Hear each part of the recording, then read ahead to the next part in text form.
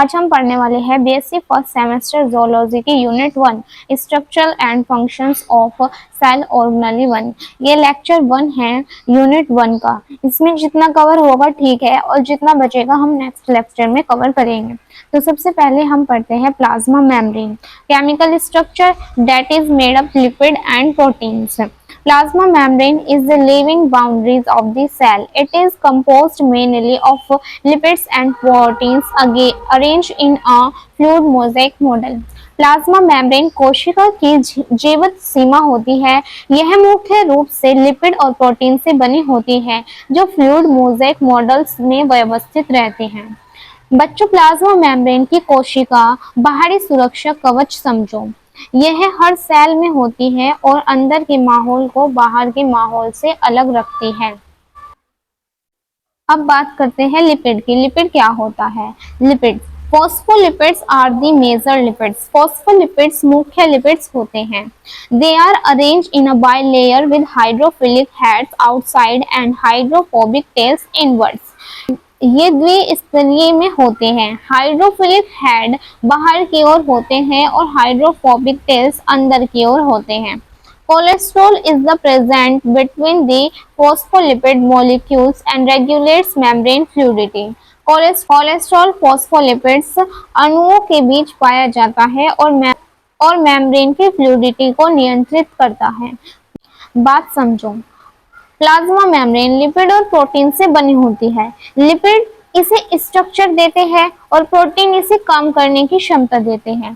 Phospholipid के सिर head पानी से प्यार करते हैं इसलिए बाहर की ओर रहते हैं और पूंछ पानी से डरती है इसलिए वो अंदर की ओर रहती है। अब बात करते हैं प्रोटीन की। Protein integral protein are embedded in the lipid bilayer. Integral proteins lipid bilayer में अंतर्निहित रहते हैं। Peripheral proteins are attached to the inner और आउटर सरफेस।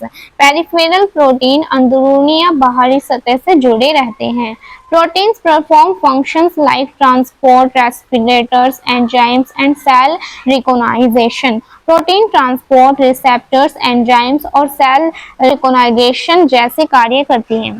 कोलेस्ट्रॉल को आप ट्रैफिक पुलिस की तरह समझो। यह मेम्ब्रेन को ज्यादा टाइट या ज्यादा ढीला होने से रोकती है, उसकी फ्लूइडिटी बनाए रखती है। अब देखिए इस डायग्राम को। प्रोटीन मेम्ब्रेन के वर्कर होते हैं। कुछ भीतर घुसे रहते हैं, कुछ ऊपर नीचे चिपके रहते हैं। देखिए ये तो हो गई।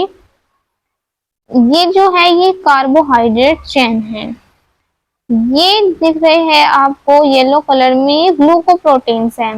ये बाहर की तरफ दिख रही है, ये पेरिफेरल प्रोटीन है। ये आपको दिख रही है, ये कोलेस्ट्रॉल है। ये इंटीग्रल प्रोटीन है जो अंदर की तरफ है। ये फॉस्फोलिपिड बाइलेयर है। ये प्रोटीन ही तय करते हैं कि कौन सी चीज अंदर जाएगी, कौन बाहर आएगी, कौन सा मैसेज मिलेगा और कौन सी सेल अपनी है या पराई है। अब बात करते हैं सेल एडेशन मॉलिक्यूल्स की। Cell adhesion molecules are glycoproteins present on the cell surface. Cell adhesion membrane कोशिका सतह पर पाए जाने वाली ग्लूकोप्रोटीन होती है। बच्चों, कोशिकाएं अकेली नहीं रहती, वे एक दूसरे से जुड़कर टिश्यू बनाती हैं। इस जुड़ाव के लिए कोशिका की सतह पर विशेष प्रोटीन होते हैं जिन्हें सेल एडेशन मॉलिक्यूल्स कहते हैं।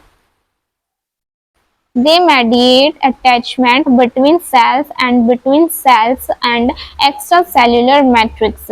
ये कोशिका के बीच तथा कोशिका और बाह्य कोशिकाएं मैट्रिक्स के बीच जुड़ाव करते हैं। Example cadherins, integrins and selectins. ये प्रोटीन चिपकने का काम करते हैं। जैसे दीवार पर लगाने के लिए ग्लू का उपयोग करते हैं, वैसे ही कोशिका को आपस और सीएम से चिपकाते हैं। अब बात करते हैं सेल जंक्शंस की, कोशिकाएं संयोजन की। Cell junctions are specialized structure that connect adjacent cells. Junctions विशेष संरचनाएं होती हैं जो पास पास की कोशिकाओं को जोड़ती हैं। अब सोचो, अगर कई कोशिकाएं जुड़ रही हैं तो उन्हें सही तरीके से मजबूत जोड़ना बहुत जरूरी है। इसके लिए डिफरेंट प्रकार के जंक्शंस होते हैं। Types of junctions.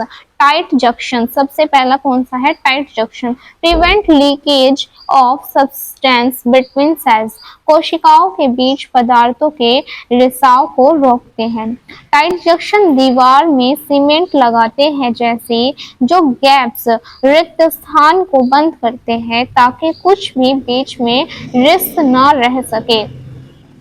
नंबर 2 है adherence junctions, provides mechanical strength by linking actin filament, actin filament को जोड़कर यांत्रिक मजबूती प्रदान करता है। एडहेरेंस जंक्शन में एक्टिन फिलामेंट्स को जोड़कर कोशिकाओं को मजबूती मिलती है, जैसे लोहे की रॉड से मकान को सहारा मिलता है। अब बात करते हैं डेस्मोसोम्स की। Desmosomes spots like junction provides strong adhesion using intermediate filaments, मजबूत आसंजन देने वाले बिंदुओं जैसे संयोजन और जो इंटरमीडिएट फिलामेंट्स की सहायता से होते हैं। डेस्मोसोम्स सॉफ्ट वेल्डिंग की तरह काम करते हैं, जो बहुत मजबूती पकड़ बनाते हैं और खिंचाव को सहन करते हैं। अब बात करते हैं गैप जंक्शन की। Allow direct communication between cells through channels, channels के माध्यम से कोशिकाओं के बीच सीधा संचार संभव बनाते हैं। गैप जंक्शन मोबाइल फोन पर बात करने वाले दो दोस्तों की तरह है, जिनके बीच सीधा रास्ता होता है जिससे संदेश या आयान तुरंत एक दूसरे तक पहुंच सके। आप इन तस्वीरों में देख सकते हैं, ये टाइट जंक्शन का एग्जाम्पल है, ये एडहेरेंस जंक्शन का एग्जाम्पल है, ये डेस्मोसोम्स का एग्जाम्पल है और ये है गैप जंक्शन का एग्जाम्पल। टाइट जंक्शन, ये हो गई प्लाज्मा मेम्ब्रेन और ये हो गई sealing strands. Seal is the space between cells to prevent leakage, कोशिकाओं के बीच की जगह को सील करके रिसाव करते हैं। एडजेक्शन में क्या होता है? ये एक्टिन फिलामेंट्स हैं, linked to actin filaments to provide strength, actin filament से जुड़कर मजबूती प्रदान करते हैं। डेस्मोसोम्स, ये है intermediate filament, spots like junction giving strong adhesion, बिंदु जैसे संयोजन जो मजबूत आसंजन प्रदान करते हैं। ये हो गया हमारा connexon channel. Allow passage to ions and small molecules, ion और छोटे अणुओं के गुजरने की अनुमति देता है। अब बात करते हैं endomembrane system, protein targeting and sorting, endocytosis and exocytosis. Proteins targeting and sorting. Proteins are synthesized on ribosomes in the cytosol. Protein cytosol में उपस्थित राइबोसोम्स पर संश्लेषित होते हैं।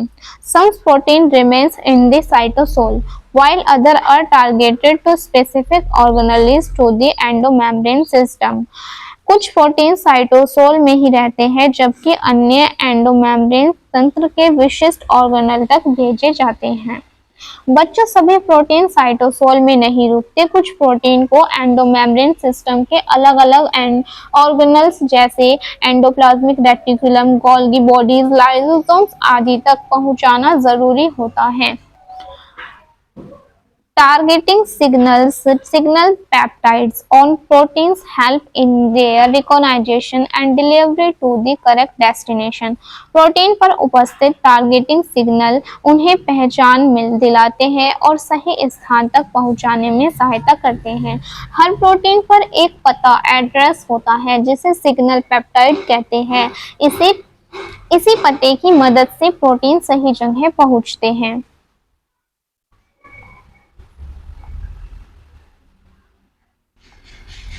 Sorting occurs in the Golgi apparatus to deliver proteins to their final location. Protein का वर्गीकरण sorting Golgi उपकरण में होता है ताकि उन्हें उनके अंतिम गंतव्य तक भेजा जा सके। राइबोसोम से बने प्रोटीन सबसे पहला एंडोप्लाज्मिक रेटिकुलम में जाता है, वहां से गोल्गी में पहुंचता है और उसकी जांच और सॉर्टिंग होती है, फिर उसे उसके अंतिम गंतव्य पर भेजा जाता है। अब बात करते हैं एंडोसाइटोसिस की। Endocytosis is the process by which the cell engulfs substance from outside. Endocytosis वह प्रक्रिया है जिसमें कोशिका बाहरी पदार्थों को अपने अंदर लेती है। एंडोसाइटोसिस में कोशिका अपनी झिल्ली को अंदर की ओर मोड़कर बाहर के पदार्थों को पैकेट वेसिकल्स बनाकर अंदर लेते हैं।